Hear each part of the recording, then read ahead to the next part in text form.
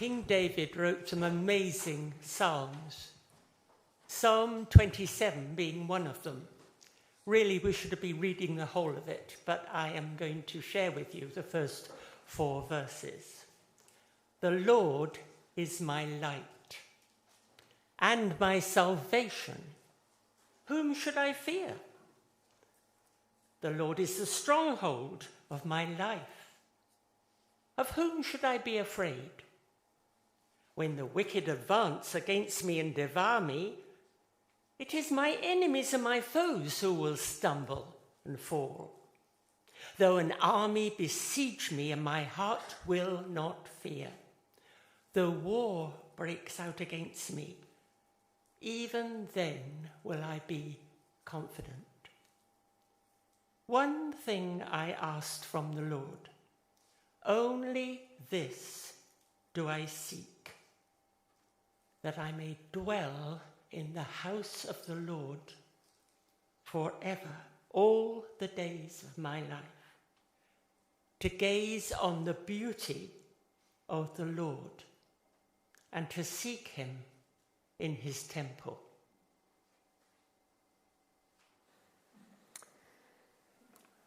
Thank you very much, Margaret. And church friends, thank you for your prayers. And elders, the thought you put into those. Thank you. I really do appreciate it. And I don't take this opportunity for granted, so I'm extremely grateful to you. Thank you. So we are thinking today, as Andy has said, about art in the life of the church. We've been thinking about our shared life together. And today, I'm very keen that the arts should form part of our life of worship together as a church. And today we are going to think about why. Anyone know who this is? Nick Cave. Yes, Nick Cave. Nick Cave's a fascinating fella. Australian-born, living in London now. He's an intelligent, articulate, creative songwriter and poet. But interestingly, his first band, The Birthday Present, were once dubbed the most violent band in the UK. Largely because they kept on getting into fights with the audience. This wasn't just the audience fighting amongst themselves, this was the band getting stuck in as well. And that kind of continued in this sort of goth rock punk phase into Nick Cave and the Bad Seeds. Fascinating character. Then a few years ago, over the course of a few years, he lost 2 of his children. One died in adolescence, falling from a cliff on the south coast of England, and the other died as an adult. And if there was ever a reason for you to get angrier, that would have been it. But instead, it pushed him, interestingly, back into church, a church that he'd been in as a child, as a choir boy. And he found himself, he says, in a church in London on one Sunday evening. And in an interview with Rowan Williams in The Times, he says, I found that I couldn't resist the ringing intensity of Christ. He talks about sitting in the sanctuary and the light shining through a stained glass window onto the crucifix at the front, dust caught in the beam of light. The beauty of the music and the choir singing, the smell of the incense. And I couldn't resist the intensity of Christ.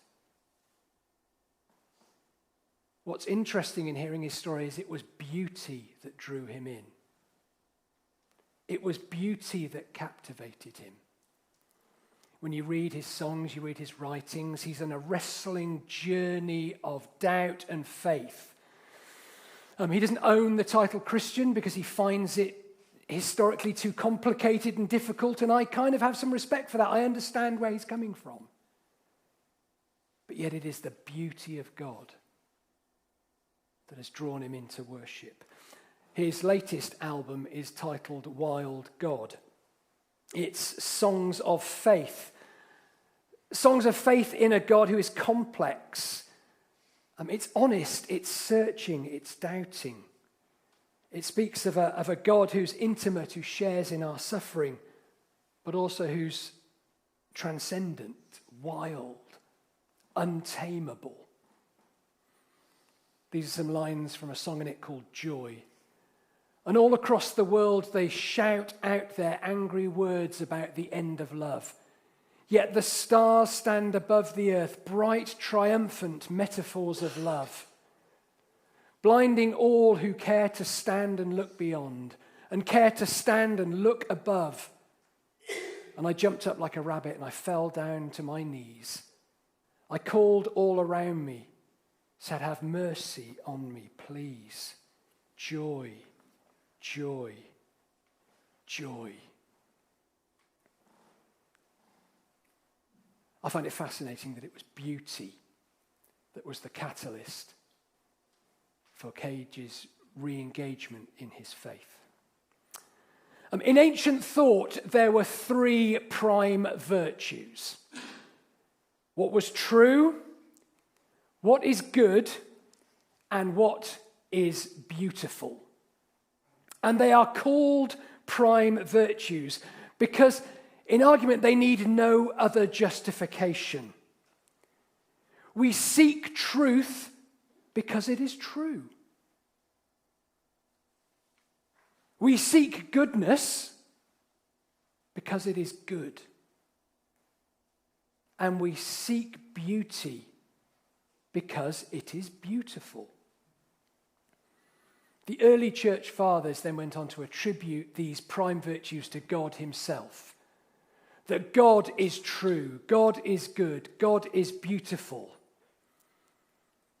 He is the source of all truth, the source of all goodness, and the source of all beauty. And as Protestant Christians in particular, I think we've been quite good at engaging with 2 out of 3 of these over the years. We've been very good at arguing and trying to defend Christian truth. We call that apologetics. Now, I don't just mean arguing that the history and the historicity and the story in the Bible is true. I mean much more than that. Arguing that God is truth itself. When Jesus says, I am the way, the truth, and the life, that in him is found all truth. But what's really interesting is in a post-Enlightenment, a kind of scientific world, truth has become a contested idea. Think of the culture we live in now and alternative facts, and truth being about winning arguments. Now, please hear me right. I am not saying that we do not have truth in God. I'm just saying that it's a contested, difficult area to argue about these days. And it seems to be all about winning arguments.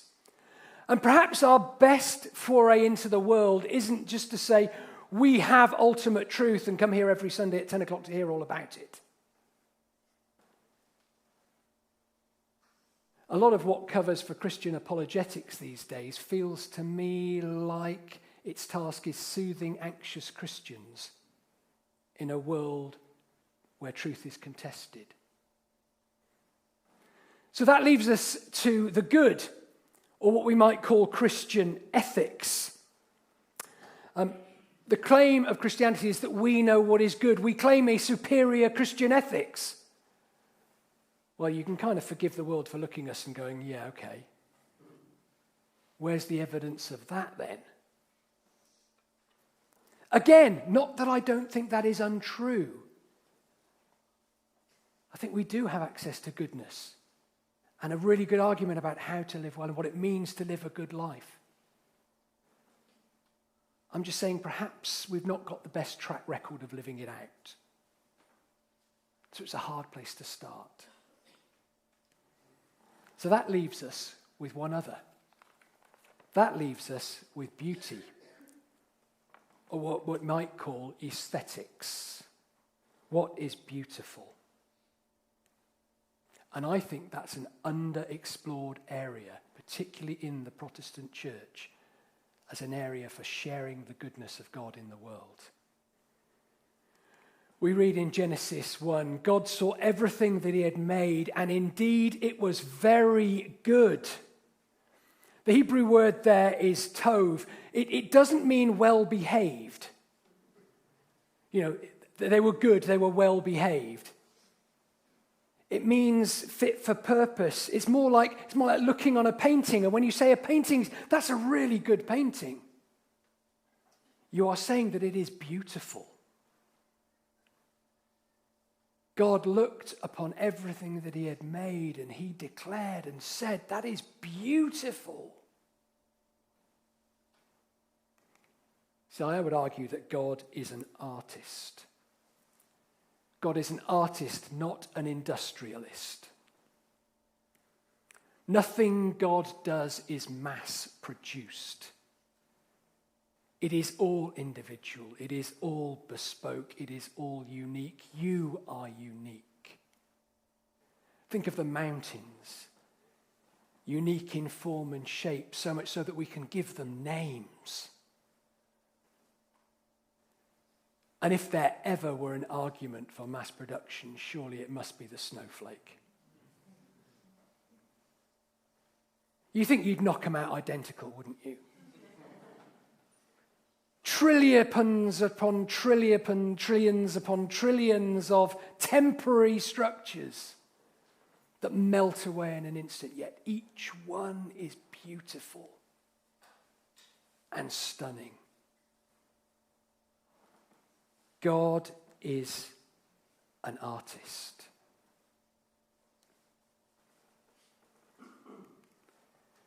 There's a quote in Don Quixote. It says this: it is the charm and prerogative of beauty to win hearts. Prerogative, it is the right, it is the privilege, it is the power of beauty to win hearts, to draw us into love. Why make the world beautiful? Well, because it's an outworking of who God is. And it is a reflection of who God is. When we gaze upon the beautiful, when we see the beautiful, when we are wrapped in awe at beauty of a sunset, the birth of a new child, a flower. We are seeing something of the resonance of God. That in all truth we see God, in all goodness we see a reflection of God, in everything that is beautiful we see a resonance of the beauty of God. Think of the flower. Beautiful to attract the bee. All different shapes, all different colours, all different varieties. Or think of the electric colours of the hummingbird. Beautiful to attract a mate, but also to point to the creativity and beauty of God in colour and form. I love those David Attenborough programs, don't you? Just captured from when Wildlife on One came out when I was about 8.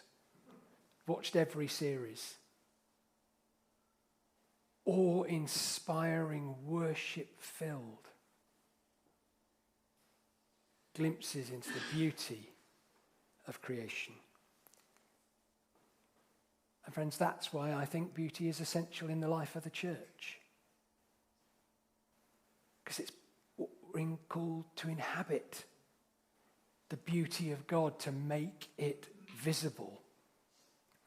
One thing I've asked of the Lord, this is what I seek, to live in the house of the Lord all the days of my life, to behold the beauty of the Lord and to seek him in his temple.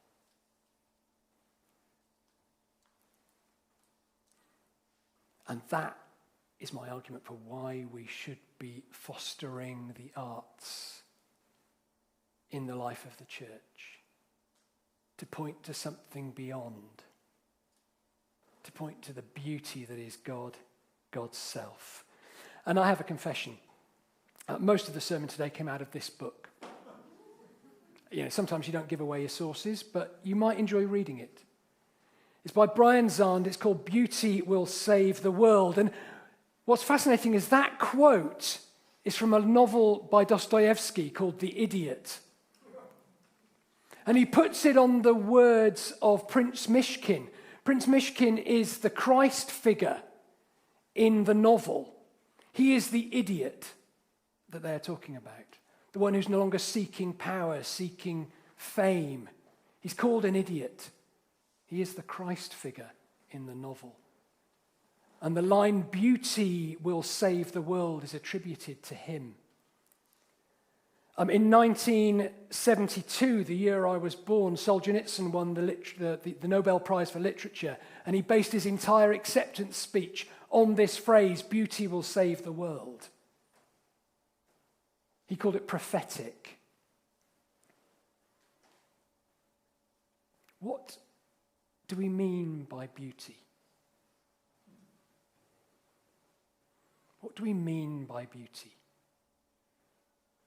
Are we just talking about what the covers of the magazines point us to? Image, surface, skin deep? What's interesting when you start to read about beauty, and it's an incredibly slippery topic. I tried to do my master's dissertation on it, and it just was a rabbit hole I got completely lost in. But when people talk about beauty, one thing they do talk about is form. That something about what makes something beautiful is its form. And of course, as Christians, when we talk about beauty, therefore, we need to talk about the cruciform. The beautiful at the heart of our faith. Which seems strange, really, to think about crucifixion as beautiful. Some of you may have seen this picture before by the German artist Grunewald. Christ on the cross, twisted, his fingers distorted in agony. Crucifixion is far from beautiful. It's agonizing. Crucifixion is an extremely inefficient way of killing somebody. Much better to behead them. It's a lot quicker, a lot cleaner, a lot more efficient. Crucifixion is a very efficient way of humiliating somebody and terrorizing a populace.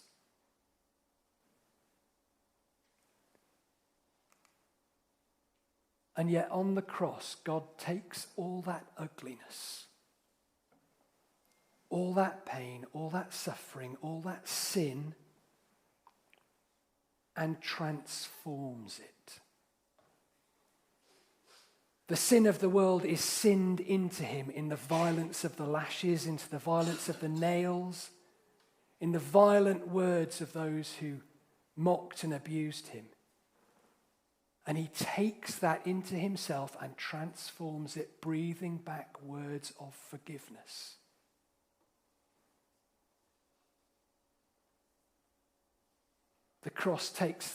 Jesus on the cross takes that which is most ugly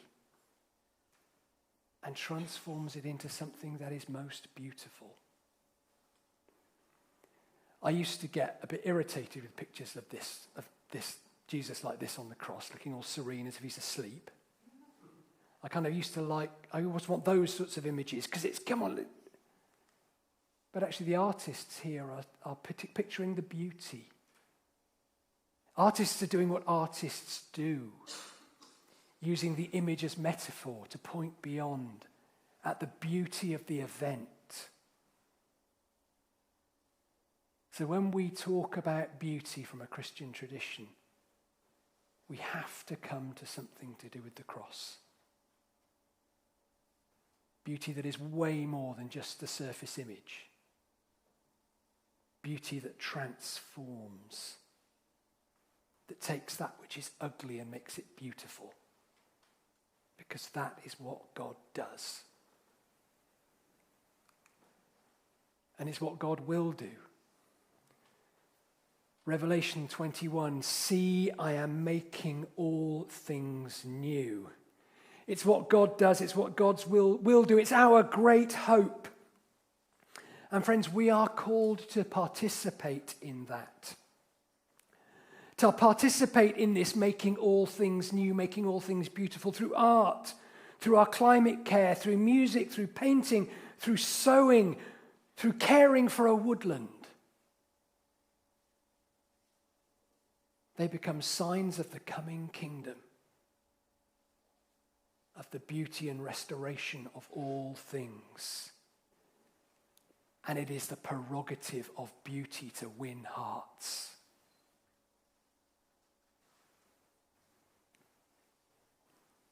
So what about you? Paul says in Ephesians chapter 2, for we are God's handiwork. Poema is the Greek word. It's where we get poem from. Created in Christ Jesus to do good works. Have you ever thought of yourself as God's poem? God's song? God's novel written into the world? That in life, in all of its challenges, in all of its struggle, and yes, life is full of struggle and heartache and hardness, but it's also vital, it's also a gift. It is also beautiful. It is both of those two things at the same time. And that you are God's poem spoken into the world to live out for him. I love this reflection by Frederick Buechner. Listen to your life. See it for the fathomless mystery that it is. In the boredom and pain of it, no less than in the excitement and gladness. Touch, taste, smell your way to the holy and hidden heart of it. Because in the last analysis, all moments are key moments. And life itself is grace.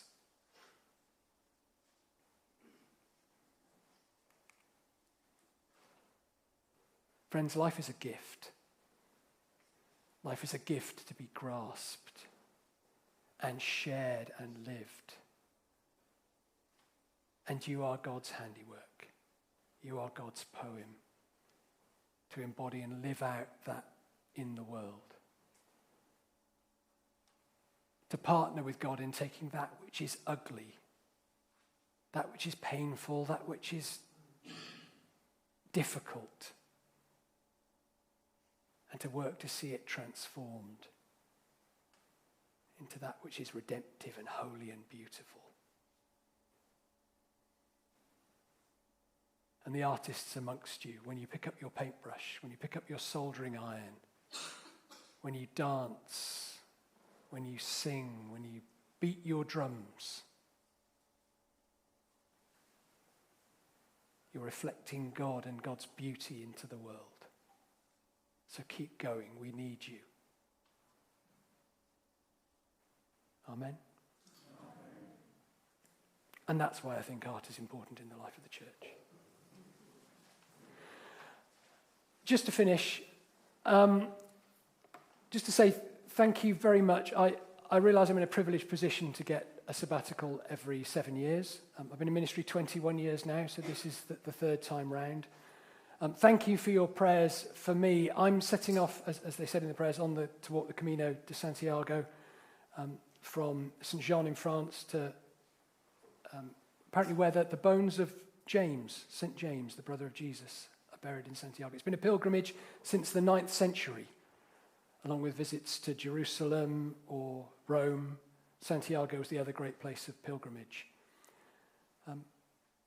It's 500 miles. It's going to take me 5 weeks. I'm going to walk slowly, and I'm going to try to stop in as many of the chapels as I can en route. You know what it's like when you go on holiday with your kids? I would quite happily go to a chapel for 45 minutes, sit down and be quiet and still, and that's the last thing they want to do. So this is an opportunity to sit in each of those chapels, to gaze upon the crucifix that is there, or the image of Christ that is there, and to spend time in prayer. And I will be praying for you as I remember you on that journey. So please do also pray for me. And I'm very grateful for the opportunity, so I just wanted to say thank you. And also, please support Andy. He's doing 2 jobs for the next 3 months. So be patient with him, be kind to him, and give him your support while I'm away. But thank you very much. Bless you.